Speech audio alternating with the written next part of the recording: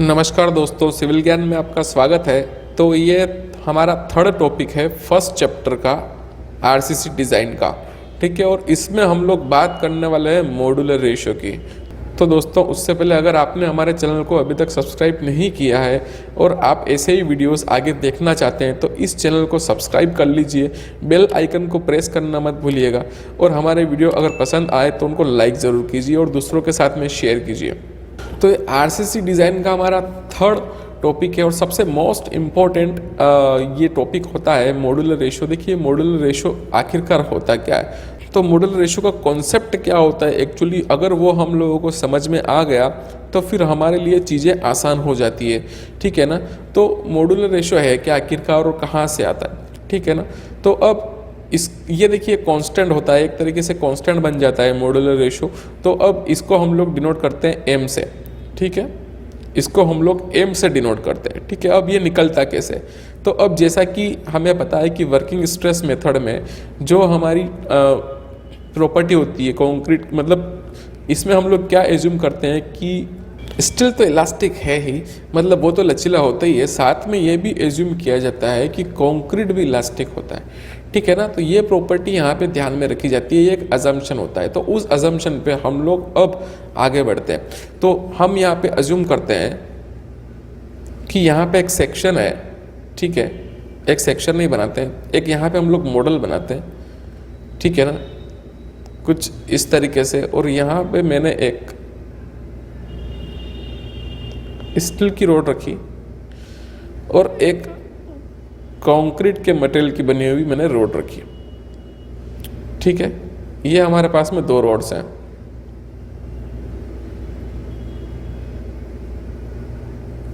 ठीक है, ये जो हो गई, ये हो गई हमारी स्टील रोड और ये हो गई हमारी कंक्रीट की रॉड। ठीक है, अब आगे हम लोग क्या करेंगे, और ये हो गया प्लग। ठीक है ना, हम लोग यहाँ पे प्रेशर अप्लाई करेंगे। ठीक है, या फिर हम लोग यहाँ पे लोड अप्लाई करेंगे, लोड बोलना अच्छा रहेगा, तो हम लोग यहाँ पे लोड अप्लाई करेंगे। ठीक है, और अब इसका जो बिहेवियर होगा उसके हिसाब से हम लोग यहाँ पे एक फॉर्मूला डिराइव करेंगे। ठीक है, तो अब यहाँ पे हम लोगों ने हुक्स लॉ तो पढ़ी है। सबसे पहले हुक्स लॉ की बात करते हैं, क्योंकि हम लोगों को यहाँ पे हुक्स लॉ से ही काम चलने वाला है। ठीक है ना। तो हुक्स लॉ क्या होगा, ई क्या होता है, मॉडुलस ऑफ इलास्टिसिटी। ठीक है, तो ई इक्वल टू या तो आप सिग्मा कह लीजिए या फिर इसको स्मॉल पी कह लीजिए, जो आपको जमे जो। ठीक है ना। तो यहाँ पे E equal to sigma divided by epsilon. ठीक है, या फिर यू कह लीजिए कि स्ट्रेस डिवाइडेड बाय स्ट्रेन, ये होता है हमारा हुक्स लॉ। ठीक है, अब इस हुक्स लॉ से हम लोग क्या करें, अब देखिए यहाँ पे इलास्टिक, यहाँ पे मॉडुलस, इलास्टिक मॉडुलस मतलब जो मॉडुलस ऑफ इलास्टिसिटी यहाँ पे दोनों के हैं हमारे पास में, हम लोगों को दोनों के लेके चलना है। कौन सा वाला, एक तो हमारा स्टील में और एक हमारा कंक्रीट में। तो हम लोग मान लेते हैं कि ईसी जो है वो कंक्रीट का इलास्टिक मॉडुलस हो गया और ईएस जो है वो हमारा स्टील का हो गया। ठीक है ना, modulus of elasticity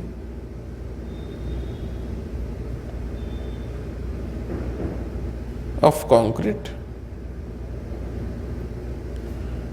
and this is modulus of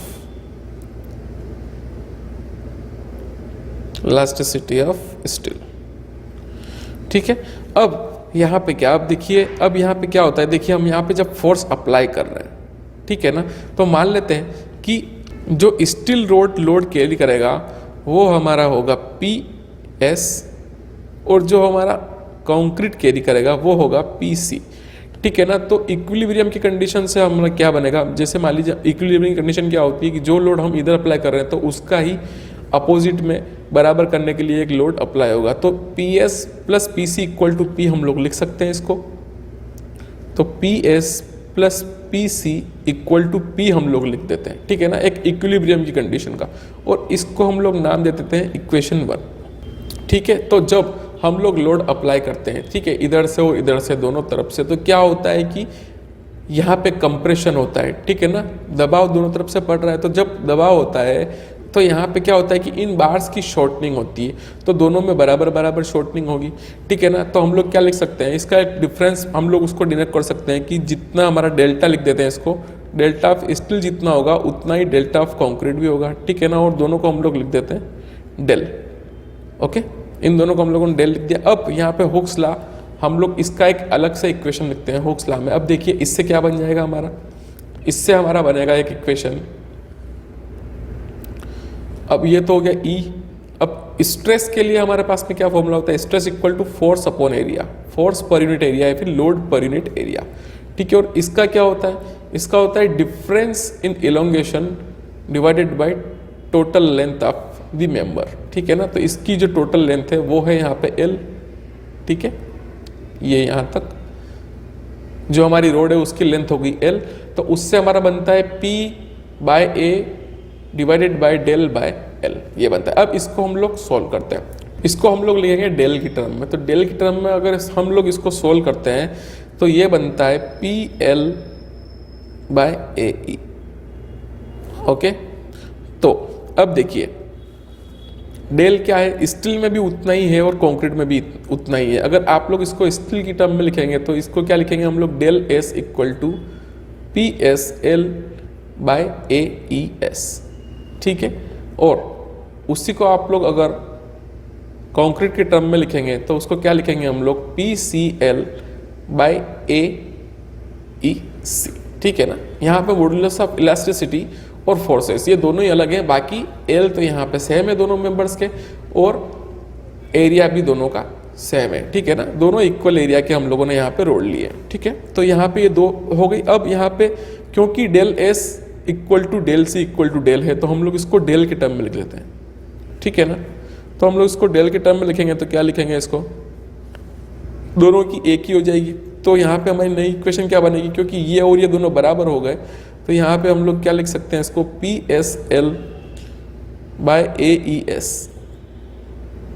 equal to P C L by A E C, ये हम लोग यहाँ पे इसको लिख सकते हैं।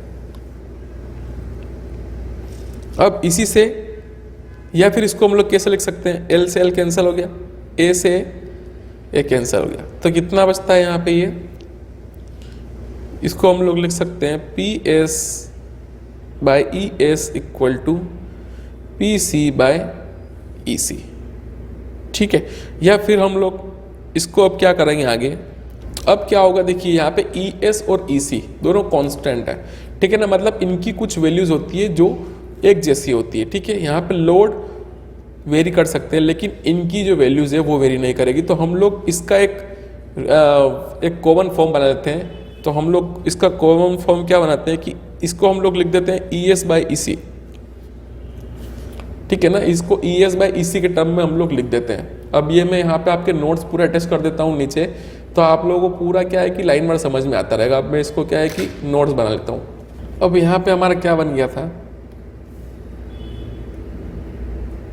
P S by E S equal to P C by E C. अब मैं ई एस को इधर ले जाता हूँ और पी सी को इधर ले आता हूँ, तो उससे क्या बन जाएगा, उससे बन जाएगा P S by P C equal to E S by E C. और ई एस बाय ई सी को मैं नाम दे देता हूँ कुछ भी, तो यहाँ पे जो नाम बना वो बना यहाँ पे एम, और इसी को बोला गया मॉड्यूलर रेशियो।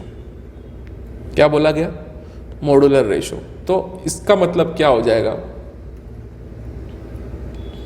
कि P S by P C equal to M. मतलब क्या कि P S by P C का रेशियो एम कहलाएगा, है ना। वो कैसे, अब ये नहीं, इसका मतलब ये नहीं हो गया कि ई एस बाय ई सी जो आपने लिखा वो मॉड्यूलर रेशियो हुआ तो आपने इसको भी मॉड्यूलर रेशियो बोल दिया, नहीं। अब देखिए यहाँ पे इसका मतलब क्या हुआ कि अगर मैं पी एस को इधर रखूँ और इधर मैं इसको पी सी को ले जाऊँ तो एम पी सी, तो जितना लोड स्टील में आ रहा है ना, वो कितना है, वो जो कंक्रीट में लोड आने वाला है उसका m टाइम्स है। इसका ये मतलब होता है, समझ रहे हैं आप। जितना लोड स्टील में आने वाला है तो उसको हम लोग कंक्रीट के टर्म में लिखें तो m टाइम्स करके लिखेंगे, ठीक है ना। अब यहीं से शुरू होता है इक्विवेलेंट एरिया का कॉन्सेप्ट। या फिर इसको हम लोग डायरेक्ट लोड की टर्म में एक जो हमारा P हम लोगों ने लोड लिखा था ना, अगर P की टर्म में इसको लिखना चाहे तो हम लोग कैसे लिखेंगे कि हम लोगों ने पिछली बार लिखा कि PS by PC equal to P। तो अब यहाँ पे PS की वैल्यू मैं यहाँ पे लिख दूँ, यहाँ पे MPC plus PC equal to P। ठीक है, तो उससे PC हमारा ये क्या बन जाएगा PC, यहाँ पे PC हम लोग कॉमन लिख देंगे और यहाँ पे लिख देंगे 1 प्लस M या M प्लस 1, ठीक है, इक्वल टू P। ठीक है, और PC इक्वल टू क्या हो जाएगा P बाय 1 प्लस M। और इसी को मैं PS की टर्म में लिखूँ तो क्या बनेगा, PS की टर्म में अगर मैं लिखूँ तो ये बनेगा PS plus PS by M, क्योंकि PC इक्वल टू क्या हो जाएगा PS बाय M।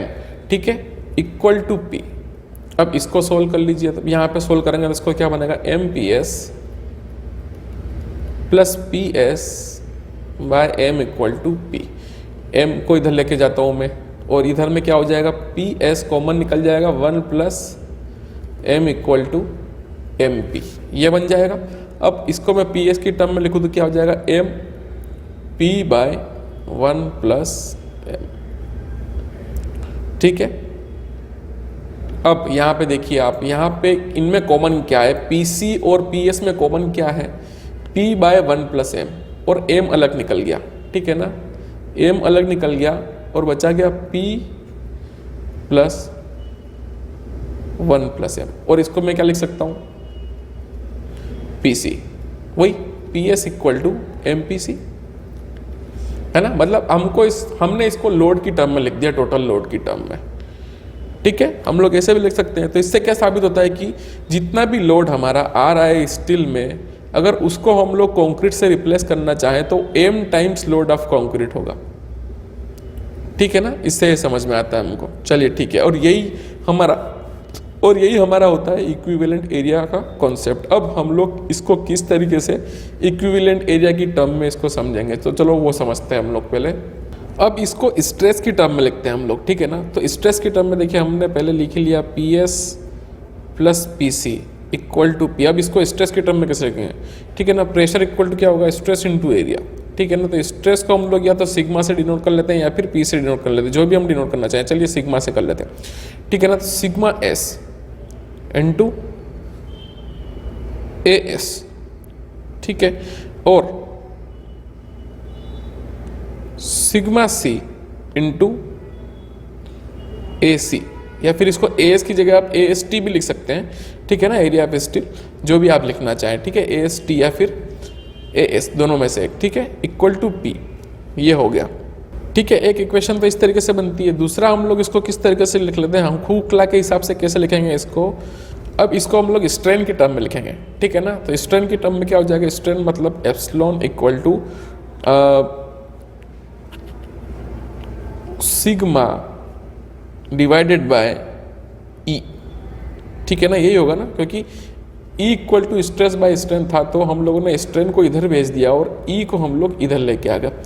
ठीक है, तो अब यहाँ पे स्ट्रेन देखिए, जब स्ट्रेसेस दोनों में एक जैसे हैं तो स्ट्रेन भी यहाँ पे हम लोग एक जैसे ही अज्यूम करेंगे, क्योंकि इलोंगेशन में दोनों में इलोंगेशन जो है वो एक तरीके से हो रहा है। तो हम लोग इसको क्या लिख सकते हैं, sigma ES by ES equal to sigma C by EC। ठीक है, या फिर इसको हम लोग क्या लिख सकते हैं, sigma S by sigma C equal to ES by EC। ये हमारा फिर बनेगा आगे जाके, ये बन जाएगा हमारा M। ठीक है ना, मतलब क्या हो जाएगा, sigma S equal to M sigma C।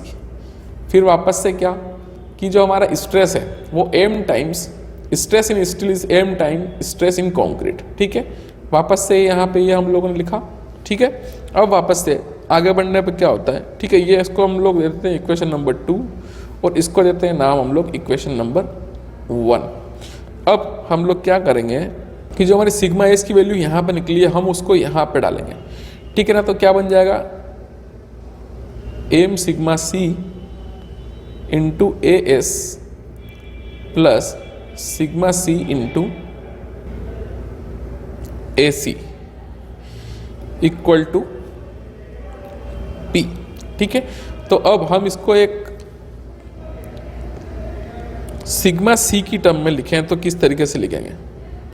तो सिग्मा सी की टर्म में हम लोगों को लिखना है तो सिग्मा सी इनमें से कॉमन निकल जाएगा, तो बचता क्या है वापस अंदर में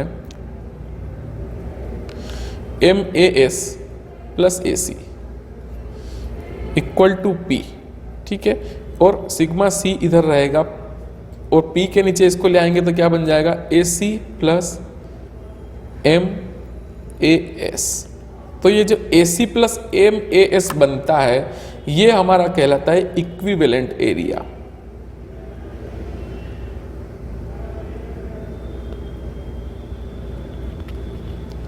किस तरीके से हम लोगों ने इसको कंक्रीट की टर्म में स्ट्रेस को निकालना है। ठीक है, अब इसको समझिएगा जरा एक्सप्रेशन को कि हम लोगों ने स्ट्रेस जो है वो कंक्रीट की टर्म में निकाला। ठीक है ना, कंक्रीट के अंदर जो स्ट्रेस निकाला तो उसको हम लोगों को किस तरीके से हम लोगों ने उसको किस तरीके से रिप्लेस किया। अब देखिए यहाँ पे क्या है, टोटल तो क्या होता है हमारा कि AST मतलब जो हमारा स्टील जो बना होता है, जैसे कि हमारा ये कोई सेक्शन है स्टील का, अब यहाँ पे स्टील का सेक्शन भी हो गया। ठीक है, और ये पूरा कंक्रीट का सेक्शन भी हो गया, तो ये जितना भी एरिया हो गया वो क्या हो गया एरिया ऑफ कंक्रीट, है ना, और ये क्या हो गया एरिया ऑफ स्टील, दोनों का मिला के। ठीक है, और इन दोनों का कॉमन क्या बनेगा A equal to A C plus A S. लेकिन इसको हम लोग जब कंक्रीट की टर्म में लिखते हैं तो उसको कैसे लिखेंगे कंक्रीट की टर्म में, हम लोग इसको m टाइम्स कर देंगे। m टाइम्स कर देंगे तो कंक्रीट की टर्म में निकल के आ जाएगा, मतलब जितना भी एरिया है वो कंक्रीट का जितना भी एरिया है उससे रिप्लेस हो जाता है। और हम लोग इसको वापस डिनोट करते हैं AE से। ठीक है ना, तो हम लोग इसको लिख सकते हैं sigma C equal to P by AE equivalent area. ठीक है, कंक्रीट की टर्म में हो जाएगा, है ना, आप समझ रहे हैं ना। मतलब इसको हम लोग अगर कहना चाहें कि जैसे कि मैं यहाँ पे कुछ एक शेप बनाता हूँ कुछ इस तरीके से। ठीक है, यहाँ पे 4 रोड्स लगी हुई हैं स्टील की और ये कंक्रीट है हमारा, तो मैं क्या करता हूँ इस रोड को हटा के और यहाँ पे MAS मतलब जितना भी हमारा स्टील का एरिया है उसका मैं कितना M टाइम्स करता हूँ और फिर यहाँ पे एक कंक्रीट का शेप बना लेता हूँ, इसको भी हटा के और इसको M टाइम्स करके और यहाँ पे मैं कंक्रीट का एक शेप बना लेता हूँ। इन सब को हटा के इधर से भी इसको हटा के मैं इसको M टाइम्स करके एक कंक्रीट का शेप बना लेता हूँ और यहाँ पे एक कंक्रीट का शेप बना लेता हूँ। मतलब हमने क्या किया पूरा एक ही मटेरियल बना लिया, एक मटेरियल बनाया और उतना उसका हम लोगों ने एरिया बना लिया, जितना स्टील का एरिया था उससे M टाइम्स ज़्यादा, तो ये भी अब कंक्रीट ही बन गया और सेम मटेरियल बन गया। तो ये होता है इक्विवेलेंट एरिया का कॉन्सेप्ट। इक्विवेलेंट एरिया का काम क्या होता है, मतलब इक्विवेलेंट एरिया आया कहाँ से, मॉड्यूलर रेशियो से, है ना। ये M ये यहाँ पे बहुत ही इंपॉर्टेंट भूमिका निभा रहा है। ठीक है ना, ये ना होता तो हमारा इक्विवेलेंट एरिया यहाँ पे बनता ही नहीं। ठीक है ना, तो इस मॉड्यूलर रेशियो ने क्या किया कि जितना भी हमारा स्टील और कंक्रीट था उसको एक ही मटेरियल में कन्वर्ट कर दिया। ठीक है ना, तो ये किस में कन्वर्ट हो गया, पूरा कंक्रीट में। जो भी हमारा स्टील था वो भी कंक्रीट में ही कन्वर्ट हो गया। तो ये होता है इक्विवेलेंट एरिया का कॉन्सेप्ट या फिर मॉड्यूलर रेशियो क्या काम आता है, उसका कॉन्सेप्ट क्या है वो हम लोगों ने यहाँ पे सीखा। ठीक है ना, इसको हम लोग एक तरीके से अब यहाँ पे देखिए अब क्या बनेगा। अब यहाँ पे मैं छोटा सा एक एक्सप्रेशन और बना लेता हूँ। यहाँ पे AE इक्वल टू अब यहाँ पे क्या हो गया AC प्लस MAS। ठीक है, ये बना। अब इसको मैं क्या लिख सकता हूँ, एक और चीज, AC को मैं क्या लिख सकता हूँ A minus total area minus AS लिख सकता हूँ। तो A माइनस AS मैंने यहाँ पे लिखा इसको, प्लस यहाँ पे ये क्या है MAS। तो ये क्या बन जाएगा total A plus M minus 1 AS, एक इक्वेशन और ये बनती है। ठीक है ना, अब इसको आप कुछ भी नाम दे सकते हैं। ठीक है, जो हम लोगों ने P बाई AE लिखी ये हो जाएगी 2.1 और ये हो जाएगी 2.2। ठीक है, अब ये सारे फॉर्मूले जो अभी हम लोग बना रहे हैं ना, ये सारे फॉर्मूले आगे काम आने वाले हैं। ठीक है ना, जितने भी हैं वो सारे आगे काम आने वाले हैं, इनको हम लोग डिराइव कर रहे हैं। या फिर जितने भी हम लोग डिज़ाइन करेंगे आगे उन सब में काम आएंगे ये फॉर्मूला, इसलिए हम लोग इनको बना रहे हैं, ठीक है। और धीरे धीरे हम लोग मॉड्यूलर जो रेशियो है उसका कॉन्सेप्ट भी हम लोगों ने क्लियर कर लिया अभी यहाँ पे, ठीक है ना। अब ये चीज़ें अगर आपको अभी समझ में नहीं आई होगी तो आगे समझ में आएगी अभी आपको ये, ठीक है ना। अभी आप इसको दिमाग में उतार लीजिए, आपको कम से कम कैलकुलेशन तो समझ में आई गई होगी, है ना। इसको बार बार देखिए, वीडियो को बार बार देखेंगे तो आपको समझ में आ जाएगी। कुछ भी डाउट हो तो आप कमेंट में पूछिए और वो डाउट क्लियर कीजिए। अब हम इसके आगे वाले वीडियो में बात करेंगे सिंगली रेनफोर्स्ड बीम की, ठीक है ना, कि सिंगली रेनफोर्स्ड बीम किस तरीके से काम करती है, ठीक है ना। अब सिंगली रेनफोर्स्ड बीम होती क्या है वो भी हम लोग उसी में सीखेंगे।